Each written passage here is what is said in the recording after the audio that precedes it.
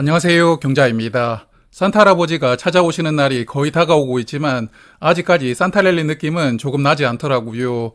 그래도 금요일 밤에 미국 증시 흐름이 좋았으니까 다음 주는 한국 증시도 조금 기대를 해보도록 하고요.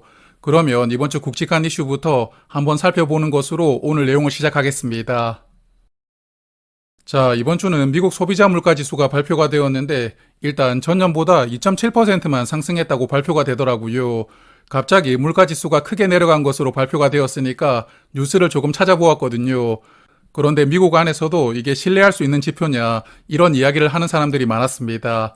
그래서 신뢰할 수 있는 지표인지는 저도 의문이 조금 들지만 그래도 미국 증시 흐름이 조금 불안할 때 물가가 내려가는 큰 호재가 나왔다 보니까 이번 주 증시 흐름에는 긍정적인 영향을 많이 주었습니다. 그리고 이번 주는 일본이 금리를 올렸는데 일본도 계속 엔저가 이어지고 있다 보니까 수입 물가가 계속 올라가고 있고요. 특히 최근에는 쌀값도 아주 많이 올랐다고 합니다. 그래서 물가 때문에 이번에 금리를 올리게 되었는데 일단은 금리를 올린다 계속 예고를 해주고 있다 보니까 실제로 올리더라도 시장에 영향을 크게 주지는 않는 것 같더라고요. 게다가 일본 정부도 지금 돈을 풀면서 경기를 부양하려고 하기 때문에 일본은행이 금리를 공격적으로 높이기가 조금 힘들다고 생각을 하거든요. 그래서 엔캐리 청산 이슈가 한동안 시장에 부담을 주고 있었지만 그래도 이제는 실제로 금리가 인상이 되었으니까요. 뉴스가 나온 것이고 당분간 일본 쪽 이슈는 시장에 크게 영향을 주지는 않을 것이라고 생각합니다. 자, 그래서 이번 주 증시 흐름을 돌아보면 미국 증시 흐름이 괜찮았거든요. 저번 주에 많이 상승했던 다우지수는 하락했지만 그래도 S&P 500과 나스닥은 반등에 성공했습니다. 특히 저번 주부터 조정을 크게 받고 있던 미국 테크 종목들은 이번 주에 반등이 나왔으니까요. 전체 시장을 회복시키는데 앞장을 서주었습니다. 그리고 제가 투자하고 있는 미국 계좌를 보니까 일단 세 종목 모두 빨간불을 보여주고 있더라고요. 그런데 QD보는 이번 주에 평단가를 깨고 살짝 내려가기도 했었는데 그래서 50만원 정도는 매수를 해볼까 고민을 하고 있었지만 또 다음날에 주가가 평단가 위로 올라왔습니다. 그래서 현재로서는 모두 빨간불을 보여주고 있기 때문에 당분간은 조금 더 지켜보고요. 그리고 내년부터는 그냥 20만원 정도씩 환전하고 배당금을 합쳐가지고 적립식으로 모아가 볼 생각도 조금씩 해보고 있기는 합니다. 그리고 이번 주에 한국 증시는 조정을 조금 세게 받았거든요. 주중에 4천도 깨고 내려갔지만 그래도 금요일에 조금 반등이 나왔고 4천 이상은 지키면서 마감하였는데요. 여하튼 금요일 밤에 미국장 흐름이 좋았으니까 월요일에 한국장도 괜찮을 것 같은데 여하튼 산타 할아버지가 오시는 24일까지는 다시 4,100원 회복을 하고요. 연말을 조금 훈훈하게 마무리를 해주길 바라봅니다. 자, 그러면 이번 주 투자를 조금 돌아볼 텐데 이번 주는 ISA 계좌에서 매매를 조금 많이 했거든요. ISA 계좌부터 말씀을 드리면 일단 디에노토모티브가 주가가 29,000원까지 올라왔으니까 100주를 더 보냈습니다. 다만 29,000원을 찍고 나서 주가가 급락을 하더라고요.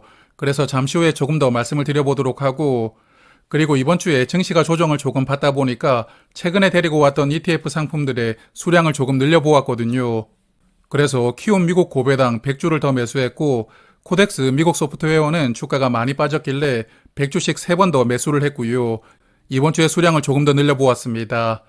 그리고 계속 불타기를 하고 있는 타이건 나스닥 커버드 콜도 100주를 더 매수했으니까요. 이제는 900주까지 수량을 늘려두었습니다. 자, 그래서 두 종목만 조금 보고 넘어갈 텐데 먼저 디엔오토모티브이거든요. 이번 주에 주가가 많이 빠지면서 다시 26,000원대로 돌아왔습니다. 그렇지만 이제 200주만 남겨두고 있고 그리고 아직까지는 평단가 위 가격이다 보니까 그냥 200주를 정리해버릴까 생각도 조금 해보긴 했었거든요. 그렇지만 계획대로 하지 못하는 게 조금 아쉬워서 일단은 29,500원까지는 조금 기다려볼 생각이고요. 그리고 주가가 더 빠지면 평단가를 깨고 내려갈 수도 있을 텐데 그렇게 된다면 24,000원부터는 또 다시 매수를 해볼 계획입니다. 여하튼 그래서 수량을 많이 줄어두었으니까 뭐 큰 부담은 없고요. 앞으로의 흐름을 보면서 판단을 천천히 해볼 생각입니다. 그리고 이번 주에 300주를 담았던 코덱스 미국 소프트웨어는 이제 수량이 500주로 늘어났거든요. 그래서 이 종목은 800주까지 담아두고 투자를 해볼 생각이기 때문에 앞으로 300주 더 늘릴 생각이고요. 주가가 15,000원까지 빠진다면 이번 주처럼 100주 단위로 물을 타고 목표하는 수량까지는 천천히 늘려나갈 생각입니다. 자, 그래서 ISA 계좌 잔고를 보면 타이거 미국 나스닥 커버드 콜은 이제 900주까지 수량을 늘려두었는데 현재 수익률이 6% 정도를 유지하고 있거든요.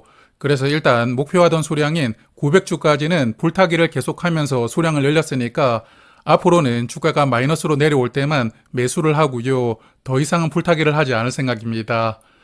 그리고 나머지 종목들은 사실 대부분 괜찮은데 리츠들만 보면 한숨이 절로 나오거든요. 맥쿼리 인프라와 JR 리츠는 다음 주가 하반기 배당 기준일인데도 불구하고 이번 주에 오히려 주가가 더 내려갔습니다. 그래서 맥쿼리는 평단가 이상에서 조금 덜어두려고 했지만 이번 주에 매도를 하지 못했고요. JR 리츠는 배당락이 또 엄청 세게 올 것 같다는 느낌도 들더라고요. 그래서 JR 리츠는 손해가 크니까 그냥 배당금만 받으면서 가지고 있어야 되겠지만 그래도 혹시 맥쿼리가 다음 주에 평단가를 회복을 해주면 수량을 조금 줄여놓고 배당락을 잘 대비를 해볼 생각입니다. 자, 그리고 이번에는 미래에셋 계좌입니다. 미래에셋 계좌에서는 이번 주에 메리츠 금융지주를 20주 담았는데 목요일에 주가가 조금 빠지다 보니까 10만 7천 원대까지 내려오더라고요. 그래서 10만 7,700원에 20주를 더 매수했고 이제 수량을 80주까지 늘렸습니다. 그래서 메리츠 금융지주는 주가가 빠질 때마다 조금씩 더 모아갈 생각이거든요. 최종적으로 200주 정도까지는 담아보고 투자를 해볼 생각인데 여하튼 앞으로 주가가 10만 7천 원까지 내려오면 다시 또 20주를 매수하고요. 이렇게 틈틈이 매수를 하면서 천천히 수량을 계속 늘려갈 생각입니다. 자, 그래서 미래에셋 계좌 잔고를 보니까 5종목 중에 4종목은 괜찮습니다만 지난주에 북극으로 보냈던 VT는 이번 주도 답답 그 자체더라고요. 12월에 하루만 주가가 올랐고 나머지는 전부 주가가 내렸는데 여하튼 공매도에 심각하게 시달리고 있다고 생각합니다. 그렇지만 여전히 바닥을 잡지 못하고 있기 때문에 이대로 당분간 계속 방치를 하고요. 바닥이 잡히는지를 조금 기다려 봐야 될 것 같습니다. 자, 그리고 저번 주에 새롭게 데리고 왔던 한국타이어는 이번 주에 그냥 지켜보기만 했는데요. 주가가 59,000원 아래로 살짝 빠질 때 수량을 더 늘려볼까 고민을 살짝 했지만 그래도 주가가 조금만 더 빠지길 기다리다 보니까 다시 또 올라가더라고요. 그래서 결론적으로 보면 일주일 동안 주가 변동이 크게 없었습니다. 그래서 한국타이어도 40주 단위로 매수하면서 수량을 조금 더 늘려갈 생각이긴 한데 여기 차트를 보시면 아시겠지만 단기간에 주가가 정말 빠르게 상승했거든요. 수량을 공격적으로 늘리기가 조금 부담스럽기도 하고 그래서 일단은 58,000원 정도까지 한번 기다려보고요. 혹시 배당 기준일 전에 그 가격이 오지 않는다면 그냥 현재 수량만으로 배당금은 받고 배당락 이후에 수량을 조금 더 늘려가야 되지 않을까 생각합니다. 자, 그리고 마지막으로 말씀드릴 계좌는 월배당 ETF만 모아가는 가족 계좌입니다. 5종목을 투자하고 있는데 일단 모두 빨간불이기 때문에 이번 주에 매수한 종목은 없었고요. 그리고 다음 주에도 분별하게 나오는 종목들은 기계적으로 매수를 하겠지만 여기 중간에 라이즈 미국 밸류체인 상품은 다음 주에 종목을 교체할 생각입니다. 그래서 어떤 상품으로 교체할 예정이냐면 제가 즐겁게 투자하고 있는 코미커의 형제 상품이 다음 주 화요일에 상장하거든요. 그래서 앞서도 말씀을 드렸지만 제가 미국 ETF로 투자하고 있는 QD보를 기반으로 출시되는 상품인데 여하튼 이 상품 저는 조금 기대를 해보고 있습니다. 그래서 내일 저녁에는 이 상품의 특징을 조금 간단하게 정리하고 말씀을 드릴 테니까요. 자세한 이야기는 내일 다시 말씀을 드리도록 하겠습니다. 자, 그러면 이제 올 한 해도 정말 며칠 남지 않았고요. 남은 한 해 건강 잘 유지하시고 또 투자도 좋은 흐름 잘 이어가시고요. 그럼 다음 주도 투자 내용들을 조금 정리해보고 다음 주 주말에 다시 찾아뵙도록 하겠습니다. 고맙습니다.